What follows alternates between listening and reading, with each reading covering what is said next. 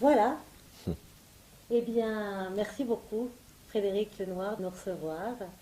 Et pour moi, pour me recevoir pour Creativida. C'est un grand plaisir, une grande joie pour moi, pour plusieurs raisons. Déjà parce que c'est le 50e programme, donc je le célèbre avec vous et ça pour moi c'est une grande joie. Nous sommes ici à Paris, donc c'est d'autant plus une joie pour moi. Et puis sur un thème de la joie, comme je vous le disais l'autre fois. Que de joie. Que de joie. Et moi petite on m'appelait la joie de vivre et j'ai été très très heureuse de lire tellement de choses que je ne savais pas sur la joie. Déjà, je suis sûr qu'il y en avait beaucoup que vous connaissiez déjà parce que vous avez un tempérament joyeux, donc c'est une expérience. La joie, c'est une expérience. C'est une expérience, mais de mettre des mots, c'était quelque chose de très, très, très, très agréable. Et comme les choses n'arrivent jamais seules, il y a 3 jours, j'ai eu un accident de vélo et j'ai pu exprimer cette joie en voyant que j'étais encore tout entière. Donc j'ai pu lire des choses au fur et à mesure de votre livre qui a été un vrai guide et qui a été vraiment, que je recommande et c'est pour ça on va en faire un petit peu la promotion pour Creativida. Donc déjà, pour moi, ce livre, ça a été vraiment un hymne à la joie et un guide pour savoir comment est-ce qu'on pourrait se mettre en joie, si on pourrait le dire comme ça. En fait, la joie, contrairement au plaisir, ne se décrète pas. Vous pouvez dire, je vais me faire un petit plaisir. Et puis vous allez écouter un morceau de musique que vous aimez, téléphoner à un ami, boire un café, un thé ou une bière. On se fait des petits plaisirs et on sait que ça va marcher. On regarde une série qu'on aime à la télé, etc. Ça marche. La joie, vous ne pouvez pas vous dire, je vais me faire une petite joie. La joie, elle vous tombe dessus. C'est quelque chose qu'on ne peut pas décréter. Par contre, on peut tout à fait cultiver un état d'esprit, une attitude qui favorise l'émergence de la joie. Donc la joie peut venir parce que vous avez tel type de comportement ou d'attitude, mais c'est jamais garanti. C'est quelque chose qui n'est pas programmable. Et donc la question que je me suis posée, c'est quelles sont les attitudes et les états d'esprit qu'on peut cultiver qui vont favoriser la possibilité de la joie. Alors la première question que je voulais vous poser, c'est est-ce qu'on est tous égaux devant la joie?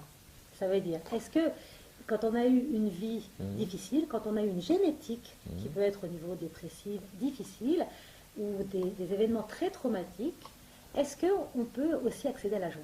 Alors, oui et non. C'est-à-dire que je pense qu'on n'est pas tous égaux devant la joie, comme on n'est pas tous égaux devant le bonheur. C'est-à-dire qu'il y a des tempéraments, il y a une génétique qui favorise l'accès à la joie. Vous avez des gens qui ont un tempérament joyeux, un rien les met en joie, et d'autres, il leur faudra beaucoup, beaucoup, beaucoup de choses pour qu'ils aient une joie. Ils auront quelques joies dans leur vie, alors qu'il y a d'autres gens, c'est toute la journée qu'ils ont des joies. Donc il y a effectivement une question de tempérament. Maintenant, je dirais que quel que soit le tempérament, la joie est possible pour tous. Donc même si vous avez vécu un traumatisme, un accident, une difficulté, la joie peut toujours survenir. Parce que fondamentalement, je le disais, elle est quand même, c'est un don de la vie, la joie, c'est un cadeau de la vie, mais qui est lié aussi à une certaine attitude d'esprit. Et donc là-dessus, on peut tous travailler, on peut tous évoluer, on peut tous se transformer de manière à changer notre regard, et on peut donner plein d'exemples de ça, qui fait qu'on sera capable d'accueillir la joie et on favorisera sa venue. Alors avant de voir justement qu'est-ce qu'on peut faire pour favoriser la venue de la joie, on va voir qu'est-ce qui nous empêche justement d'entrer dans cette joie.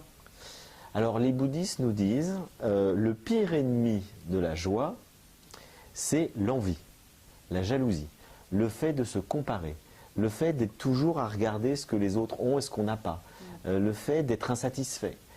Et beaucoup de gens aujourd'hui en Occident sont comme ça. Ils sont toujours à se comparer, à regarder les autres, etc. Et ils ne seront jamais dans la joie. Et le salaire, la position sociale, la réussite, la maison, de tout. Et donc finalement, on n'est jamais satisfait. Il y a toujours quelque chose qu'on n'a pas, que les autres ont, etc. Ça tue la joie. C'est pour ça qu'il y a beaucoup plus de joie souvent dans les pays pauvres. Dans les pays, vous allez en Inde, en Asie, en Afrique, les gens sont joyeux parce qu'ils n'ont pas grand-chose et qu'ils vivent sur d'autres valeurs que simplement la comparaison, si vous voulez. Alors ça change un peu, mais c'est quand même la joie est plus accessible dans un monde dans lequel on n'est pas sans arrêt en comparaison et en frustration. Et puis le meilleur ami de la joie, c'est l'inverse, c'est la bienveillance. C'est-à-dire se réjouir de ce qui arrive aux autres. Donc si on est content que nos voisins sont heureux et à manger, etc., bah, tout va bien. On est facilement dans la joie. C'est-à-dire que la bienveillance, l'altruisme favorise énormément la joie. Alors qu'au contraire, le repli sur soi, l'égoïsme, le fait d'être centré uniquement sur soi, ça tue la joie. Donc on voit déjà que la joie est beaucoup liée à autrui. Elle est beaucoup liée à l'ouverture du cœur. Elle est beaucoup liée à la qualité de relation aux autres. Les plus grandes joies viennent des relations avec les autres.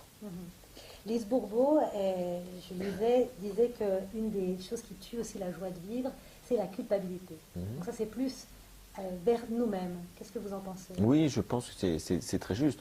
Mais il y a beaucoup de choses qui tuent la joie de vivre. Je citais effectivement l'envie ou la jalousie, on pourrait dire la culpabilité, qui est effectivement un tourment intérieur où on est centré sur soi finalement. La culpabilité est un remords moral qui a un côté morbide parce qu'il est lié finalement à un regard qui est trop centré sur soi. Il y a évidemment aussi le fait il y a beaucoup de choses qui tuent la joie, mais une des choses les plus importantes, c'est le fait de vouloir tout contrôler, le fait d'être dans l'absolu contrôle de sa vie. Et les gens qui veulent tout contrôler, ils sont jamais, la joie ne peut pas survenir parce qu'il n'y a pas d'espace possible. Ils sont toujours dans le mental, le contrôle, etc. Ce qui fait que le meilleur ami de la joie qu'on peut opposer au contrôle, c'est le lâcher prise. Le fait de pouvoir accepter d'être surpris, que la vie nous amène vers des chemins qui ne sont absolument pas ce qu'on avait imaginé.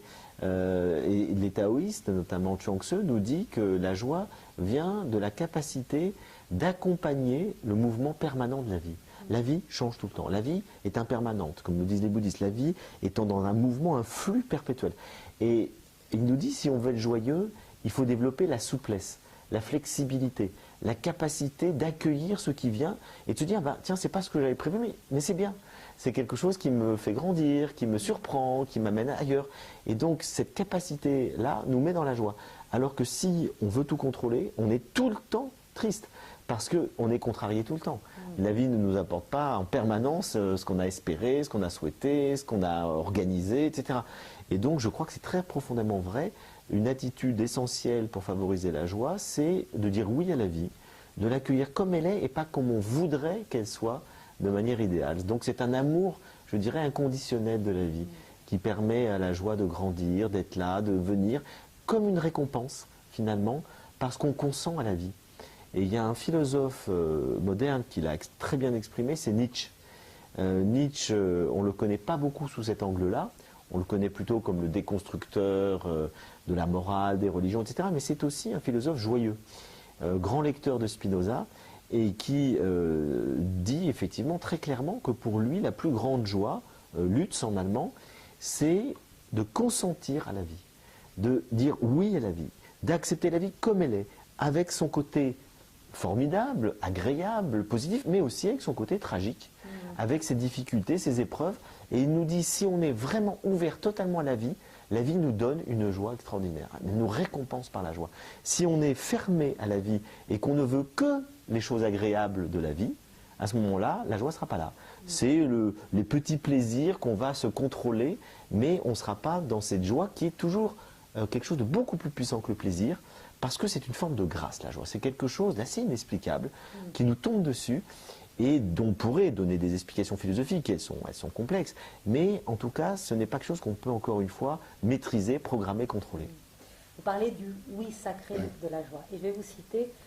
Dites, je préfère une sagesse de la joie qui assume toutes les peines de l'existence, qui les embrasse pour mieux les transfigurer. Cultiver la joie pour traverser toutes les peines de l'existence. On ne diminue pas les peines, les troubles ou les souffrances. Il ne s'agit pas de diminuer les désirs, mais de tout vivre. Et là, ça m'a donné une vision de la joie complètement différente, que j'ai découvert aussi avec l'héroïne de Zola, dans La joie de vivre, qui est une personne qui est heureuse, non parce qu'elle a que des joies, mais parce qu'elle accepte la vie comme elle vient, et elle décide de regarder, comme elle le dit, hein, d'avoir la patience, de ne pas regarder, de pas se regarder, mais de regarder les autres, pour prendre son mal en patience. Mais c'est un très bon exemple, c'est pour ça que j'ai cité. Oui, oui, très, très c'est bon. Qu'effectivement, je trouve que tout est dans le regard qu'on a et dans l'attitude qu'on décide d'avoir dans la vie.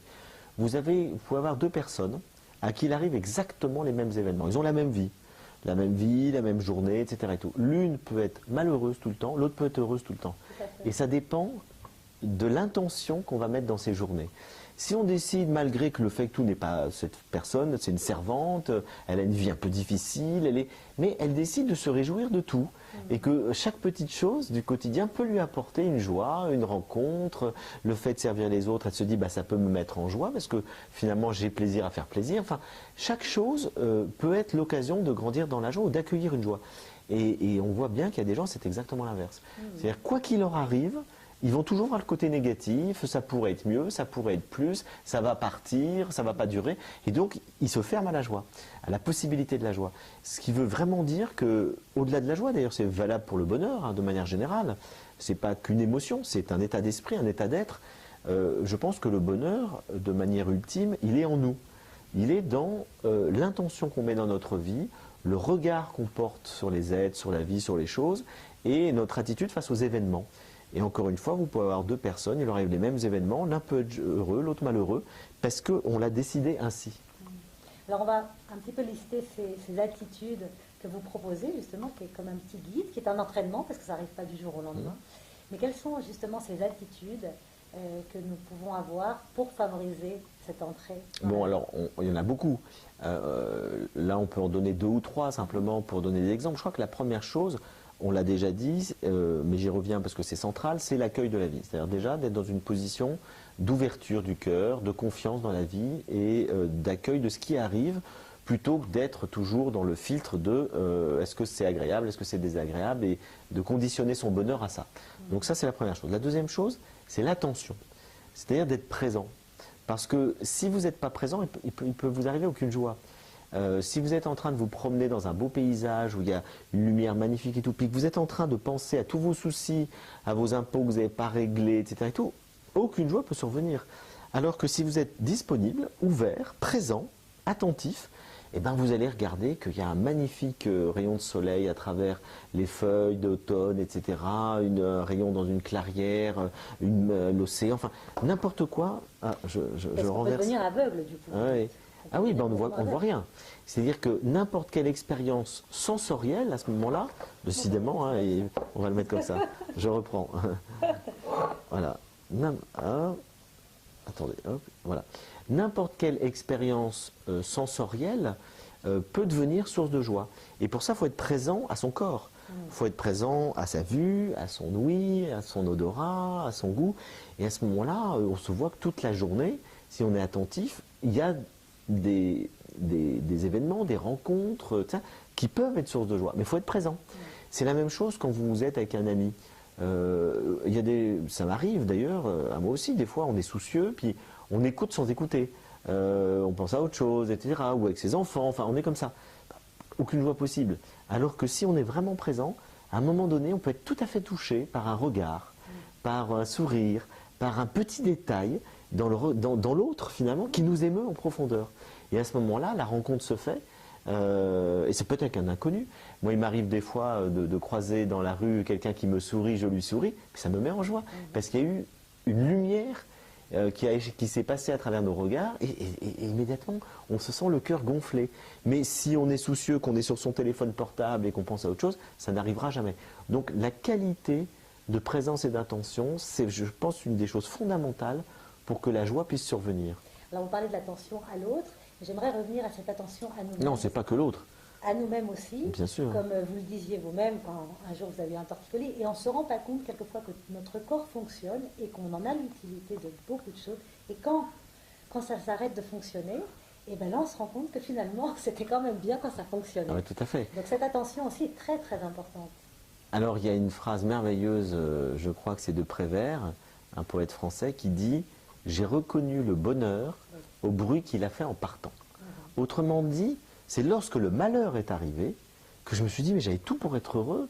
J'étais en bonne santé, j'avais ma femme, puis d'un coup ma femme est décédée ou j'ai un cancer. Et on se rend compte qu'on avait tout pour être heureux, mais qu'on se compliquait la vie. Et donc on ne le voyait pas, on râlait, on regardait ce qui n'allait pas. Et puis on se dit, mais avant cette épreuve, qu'est-ce que j'aurais pu être heureux si j'avais conscientisé finalement le bonheur. C'est pour ça que je crois qu'il y a deux attitudes très importantes à comprendre. C'est de conscientiser tous les petits plaisirs et les petits bonheurs du quotidien. Lorsqu'on voit qu'on va plutôt bien, qu'on est plutôt en bonne santé, qu'on a des amis, qu'on a un boulot, mais réjouissons-nous, ça peut s'arrêter du jour au lendemain. Et donc vraiment, je crois que conscientiser les moments heureux, c'est une des conditions du bonheur, d'en avoir conscience. Et puis, la deuxième chose, c'est la gratitude. Et là, je raconte effectivement cette anecdote qu'un jour, je me suis levé avec une sciatique, donc j'ai très très mal dans mon corps, etc. Et tout, puis j'ai râlé, j'ai pesté. Puis d'un coup, je réalise, je dis, mais c'est la première fois de ma vie, peut-être, hein, que je me réveille aussi mal. L'essentiel du temps, je me réveille en bonne santé. Et je râle quand ça va pas, mais je remercie jamais quand ça va bien. Et depuis, je me suis dit, il faudrait que tous les matins, quand je me réveille bien dans mon corps, mais que je remercie la vie, alors je le fais souvent, j'oublie des fois, je remercie la vie d'être en bonne santé. Et ça me met en joie. C'est-à-dire que le seul fait de dire merci nous met en joie. Donc la gratitude, je l'ai vraiment expérimenté, la gratitude, c'est une des conditions de la joie. Dans la joie, que dans l'amour, que dans tout ce qui nous arrive, tout ce qu'on attire. Et ben on va faire une petite pause, comme ça je vais remettre 15. Mientras toco un verso, tengo la esperanza de acercarte más. Mientras toco versos, todo nuestro universo se hace realidad y crearemos nuestra vida sin pensar en qué dirán, escuchando de alguien sabio algo que suene a verdad.